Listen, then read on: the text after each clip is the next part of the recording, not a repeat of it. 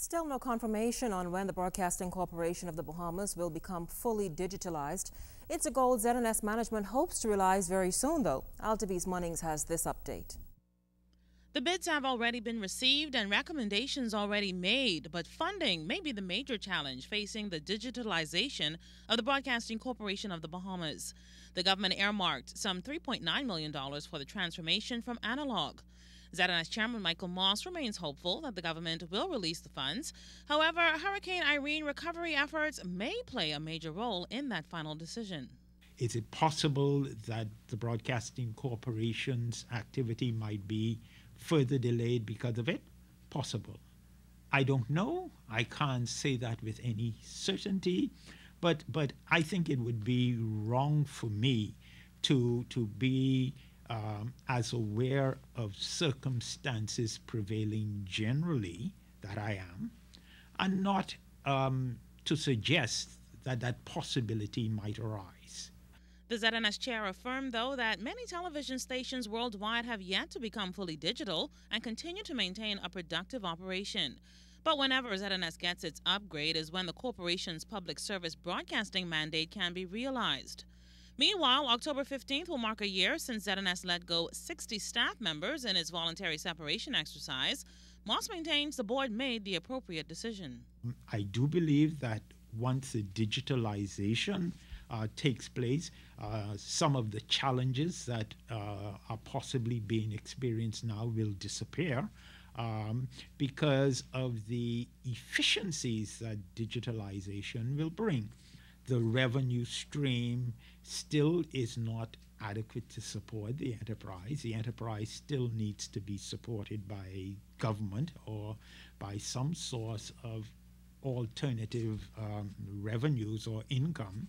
But that is very, very commonplace for public service broadcasters.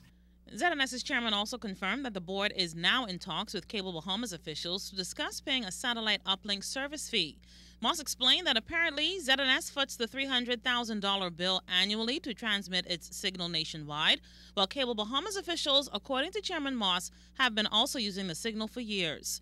Mr. Moss pointed out that there was never really an agreement established between both organizations, but discussions are underway. We believe that we should not at ZNS bear the cost wholly ourselves, since two parties are really benefiting from it.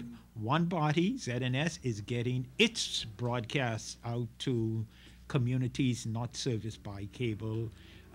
Cable Bahamas is using the downlinking of that signal to effect its public service mandate. Altavi's Munnings, ZNS News. Labor Day tonight, there could possibly be major demonstrations by the end of this week.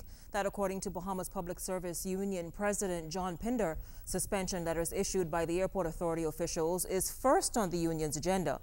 Pinder claims that airport employees are reportedly receiving these letters now, long after the incidents which reportedly happened in March. He believes Airport Authority officials are in breach of their industrial agreement. What saddens us the most, though, is that they have a breach by a staff member that is a minor breach. They want to label it a major breach. And even if it was a major breach, there's several different penalties for a major breach. They go to the very extreme in most cases.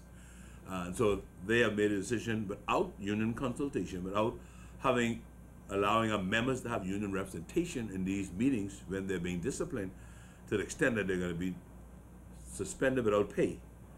We have a problem with that. I can only tell you, before this week is out, you will see a major demonstration taking place at that airport. Now, Pinder disclosed that the next demonstration could be at the Ministry of Works. He claims maintenance department workers, including plumbers, carpenters, electricians, and air conditioning unit technicians, are allegedly not receiving the hazardous pay stipulated in their 2005 industrial agreement. Maintenance staff of the Ministry of Work has been neglected for many years. There are first set of problems related to their career paths and what was needed for them to be promoted. We kind of got some level of resolution to that. They recognized what was needed, and it appears though, even though they would have obtained the necessary prerequisites to be promoted. They're still being overlooked. The promotional exercise was placed on hold. It's now been lifted. We're not satisfied that the government is executing promotions and according to what the agreement is in the budget communication. As City Markets continues to close some of its doors one by one over the past several weeks, food store giant Super Value is reportedly standing strong and growing. In this exclusive report, Carla Palmer sat down with Super Value's owner, Rupert Roberts, who states quite candidly why he thinks his company has managed to not only stay ahead of, but outdo the competition.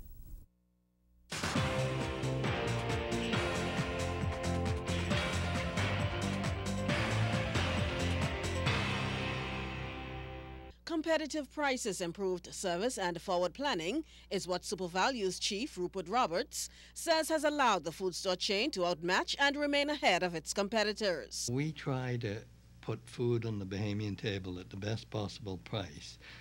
We try to create that atmosphere of service, and we try to offer a well-rounded program that you can find what you want, and we don't put something at cost and try to attract people. We put a fair margin on products, and